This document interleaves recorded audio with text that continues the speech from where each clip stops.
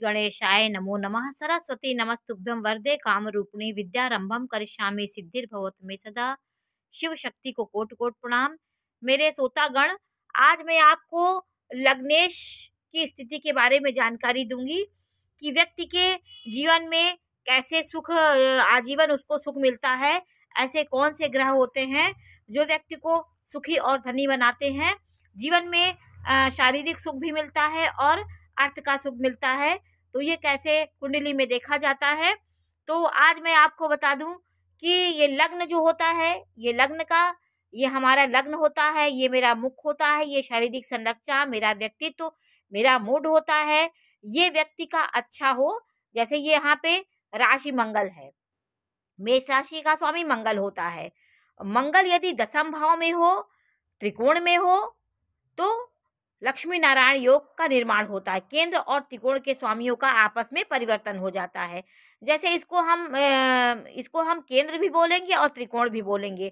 तो 3 त्रिकोण होते हैं, प्रथम, पंचम और नवम।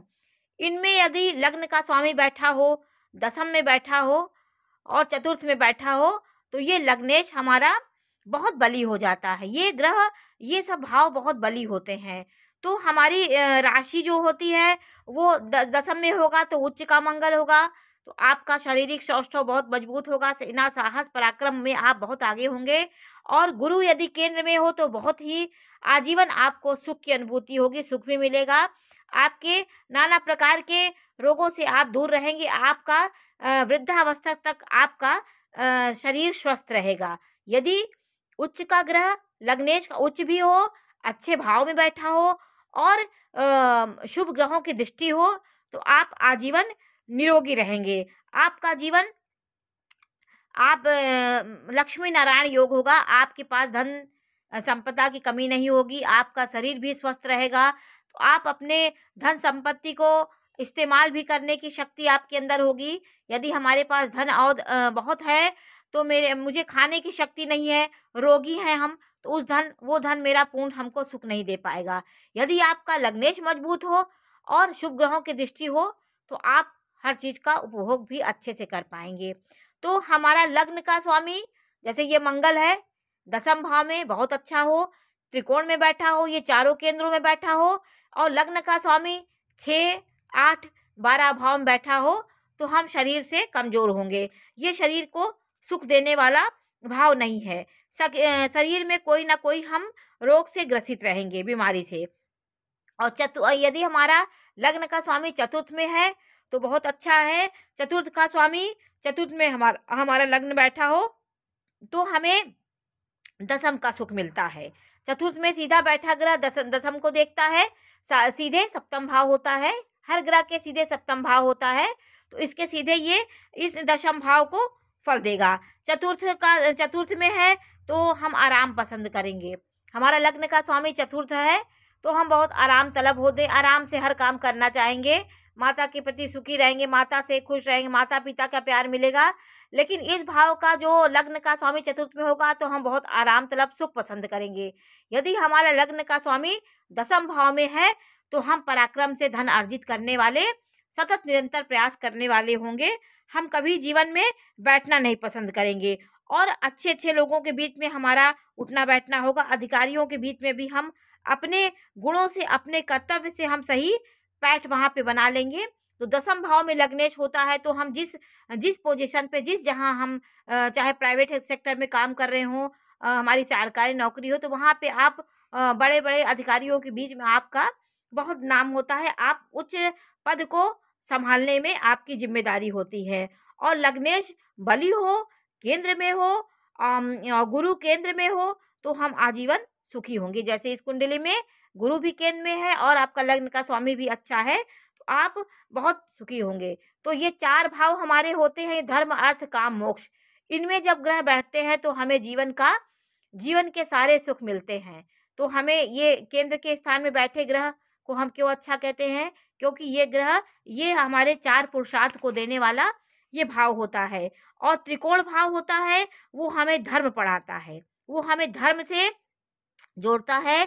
हमारा केंद्र का स्वामी त्रिकोण से हमारी इनकी युति होती है। जैसे ये धर्म भाव है, ये लग्न है, लग्न का स्वामी पंचम में होता नवम में होता और लग्न में होता तो हम किसी जन्म में, और बृहस्पति की दृष्टि होते तो हम किसी जन्म में बहुत अच्छे कुल खानदान में जन्म हमारा था। उसी पुण्य के प्रताप से हम इस जन्म में भी बहुत अच्छे सुख सुविधाओं में पल रहे हैं। तो पंचम भाव नवम भाव ये हमारे पूर्व जन्म को दिखाता है। तो पंचम भाव में ग्रह जो बैठा है वो धर्म त्रिकोण में है, उससे हमारी अच्छी पढ़ाई लिखाई होती है, हम जिम्मेदारियों से बंधे रहते हैं पंचम भाव में। तो हम पढ़ाई लिखाई में मेरा मन बहुत लगता है, क्योंकि ये संतान विद्या प्राप्ति विद्या बुद्धि का केंद्र त्रिकोण है। तो हमारी हर काम मेरे सारे उद्देश्य धर्म की ओर होंगे, सारे काम मेरे शुभ होंगे, कभी हम अधर्म की ओर नहीं चलेंगे। तो यही हमारे धर्म त्रिकोण का जो ये लक्ष्मी नारायण योग इसीलिए बताया जाता है कि धर्म का स्वामी धर्म में हो तो बहुत अच्छा है। आप धर्म को केंद्र रख के सारा काम करेंगे, धर्म के रूप में आप पैसा कमाएंगे, कभी अनैतिकता आपके अंदर नहीं आ पाएगी।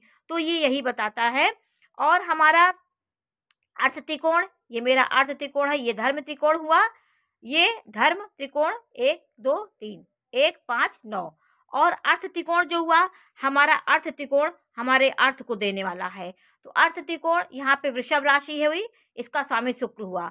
यदि शुक्र अर्थ त्रिकोण में ही बैठा हो तो हम धन के मामले में बहुत अच्छे होते। जैसे ये हमारा यहाँ का स्वामी शुक्र होता है, ये दशम भाव में बैठा हो, ये भी अर्थ त्रिकोण होता है और छठवें भाव में।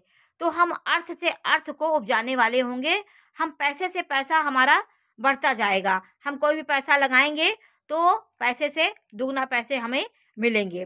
तो हमारा वृषभ राशि हमारा अर्थ त्रिकोण में हो, केंद्र में हो, त्रिकोण में हो, तो हम अपनी मेहनत से जो भी पैसा लगाएंगे उससे हमें अच्छा फल मिलेगा। यदि हमारा अर्थ का स्वामी काम त्रिकोण में हो तो जितनी हम मेहनत करेंगे उतना हमें पैसा मिलेगा, जितनी इच्छाएं जितना हम मेहनत कर पाएंगे उतना हमको पैसा मिलेगा। और अर्थ का स्वामी यदि मोक्ष भाव में है, 4 8 12 में है, तो हमें निस्वार्थ काम करना चाहिए, हमें फल की इच्छा नहीं करनी चाहिए।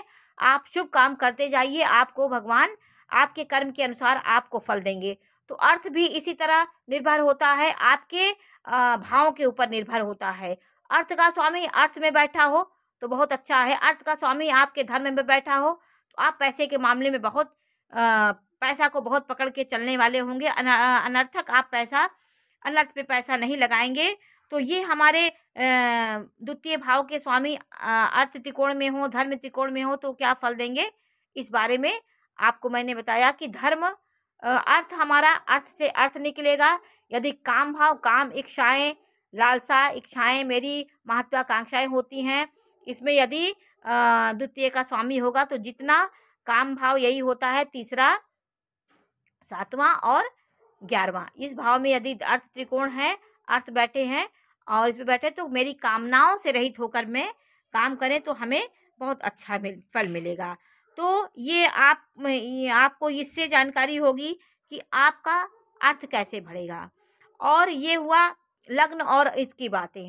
अब आपका ये स्वामी तृतीय में है तो परिश्रम से आपको धन मिलेगा, चतुर्थ में है तो आपको अपने कुटुंब जनों से आपके सहयोग से आपको धन अर्जित, परिवार कहीं ना कहीं आपके अर्थ को बढ़ाने में आपका सहयोग देगा। धर्म त्रिकोण में है तो आप धर्म के मार्ग में धर्म से अपने अर्थ को धार्मिक कार्यों में लगाएंगे, धर्म से आप पैसा कमाएंगे। अर्थ त्रिकोण में है तो अर्थ से अर्थ आपका निकलेगा।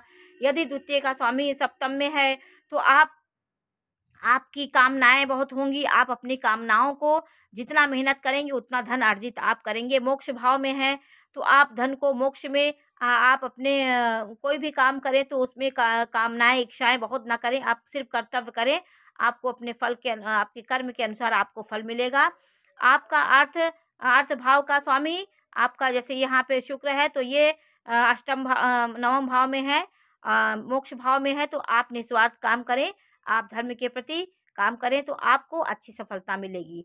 और इसका स्वामी दूसरे भाव का स्वामी नवम भाव में है तो धर्म कर्म आप करते रहिए, आप अपने अर्थ को धर्म कर्म में भी लगाइए तो आपको सफलता मिल रही है। अर्थ का स्वामी अर्थ में बैठा है तो आप बहुत अच्छा है, आप धर्म के मामले में मजबूत हैं, आपको पैतृक संपत्ति मिलेगी, पिता से माता पिता के सहयोग से आप बहुत आगे बढ़ेंगे, आप धनाढ्य होंगे। और अर्थ का स्वामी काम भाव में बैठा हो तो जितनी मेहनत आप करेंगे उतना आपको पैसा मिलेगा, तो मेहनत के ऊपर आपका पैसा छिपा हुआ है। और यदि दूसरे का स्वामी मोक्ष भाव में बैठा है, पार्व में बैठा है, तो आप कामना रहित काम करें, अपने सत्मार्ग को देख करके आप कर्म करेंगे तो आपका बहुत आगे आप जाएंगे। तो ये सब चीज़ें आपको देखने की ज़रूरत है कि हमारा अर्थ, धर्म, अर्थ, काम, मोक्ष, इसको बहुत ये गहराई से इसको जानने की ज़रूरत होती है। हमारा लग्न मजबूत होना चाहिए, भाग्य मजबूत होना चाहिए। भाग का स्वामी कहाँ बैठा है, मैं आपको भाग के स्वामियों को भी बताऊंगी कि भाग का स्वामी हमारा कहाँ बैठा है, मेरा भाग्य कैसा होगा, इस बारे में मैं आपको जानकारी दूंगी। तो आज मैंने आपको त्रिकोण के बारे में जानकारी दी, अर्थ और धर्म त्रिकोण के बारे में जानकारी दी, लग्न का स्वामी कहाँ बैठना चाहिए और अर्थ का स्वामी कहाँ बैठना चाहिए, तो हमारा कैसा धन होगा, कैसे मेरे धन में बढ़ोतरी होती है, ये सब बारे में मैं आपको आज जानकारी दी। नमस्कार।